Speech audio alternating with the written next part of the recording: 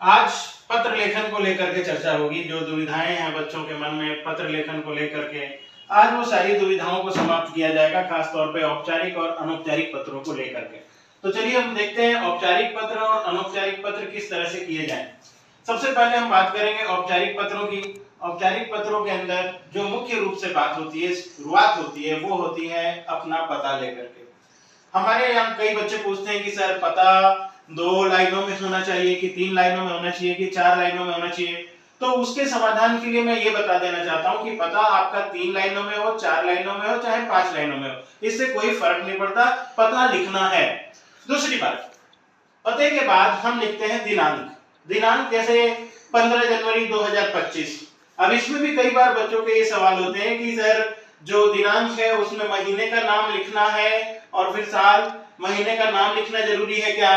तो वो भी मैं बच्चों को बता देना चाहता हूं कि अगर आप महीने का नाम लिखते हैं तो अच्छी बात है, नहीं भी लिखते और वहां पर महीने का नंबर डाल देते हैं जैसे 15/1/2025, तो उससे भी कोई फर्क नहीं पड़ता, उससे उसके लिए मार्क्स काटे नहीं जाएंगे। उसके बाद हमें उनका पता लिखना होता है जिनको पत्र भेजते हैं, जैसे सेवा में स्वास्थ्य अधिकारी, महानगर पालिका नासिक। विषय शहर में बढ़ती हुई गंदगी, महोदय। उसके बाद 2 से 3 पैराग्राफ में हमारा पत्र आता है, धन्यवाद लिखेंगे, भवदीय लिखेंगे और अपना पूरा नाम लिखेंगे। सेवा में उनका पता लिखेंगे जिनके पास हम पत्र भेज रहे हैं। अब इसमें भी जरूरी नहीं है कि 2 लाइनों में हो कि 3 लाइनों में हो कि 4 लाइनों में, उसे कोई लेना देना नहीं है। वो पता जितने में आता है उतना आप लिखिए।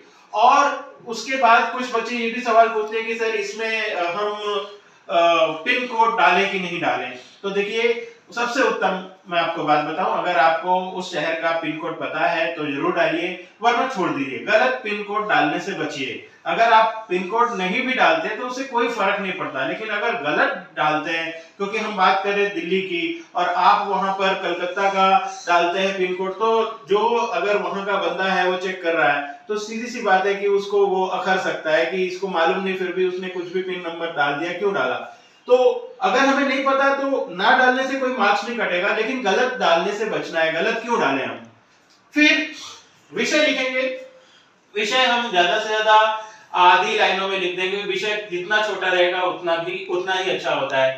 तो विषय को हम कोशिश करें कि छोटे से छोटा लिखें। जैसे शहर में बढ़ती हुई गंदगी की शिकायत करनी है तो उसके लिए शहर में बढ़ती गंदगी इतना लिख दिया। इससे समझ में आ गया पत्र पढ़ने वाले को कि ये जो पत्र है वो किस विषय को लेकर के लिखा गया है। उसके बाद आप महोदय लिख दीजिए। महोदय के अलावा महाशय, मान्यवर, श्रीमान जी भी लिख सकते हैं। उसके बाद हम अपना पत्र शुरू कर रहे हैं, अपना परिचय दें और उसके बाद अपनी समस्या को बताएं और उसके समाधान हेतु प्रार्थना करें, कृपया शब्द का प्रयोग करें और फिर अंत में धन्यवाद लिखिए, भवदीय लिखिए और अपना पूरा नाम लिख दीजिए। यही है हमारा फॉर्मल लेटर। ध्यान रखिएगा कि इस औपचारिक पत्र को 2 से 3 पैराग्राफ में आपको जरूर लिखना है, क्योंकि ये 120 शब्दों के लिए होता है। तो हमारा जो फुल स्केप होता है, जो हमें पेपर मिलेगा, उस पेपर में जो पूरा का पूरा 1 पेज होता है, उसको शुरू से लेकर के अंत तक हम जरूर इस्तेमाल करें और पूरा इस्तेमाल करें और सारी की सारी बातें ध्यान में रखें। उसके बाद मैं आपको अनौपचारिक पत्र के बारे में भी बता देता हूं। अनौपचारिक पत्र को बताने से पहले एक बात मैं औपचारिक पत्र को लेकर के बता दूं आपको कि ये जो पता और दिनांक हमने यहाँ पर लिखा हुआ है, ये चीज अगर आप यहाँ ना लिख करके यहाँ सबसे अंत में नाम के नीचे लिख देते हैं तो भी इससे कोई फर्क नहीं पड़ता, इसके कोई अंक नहीं काटे जाएंगे।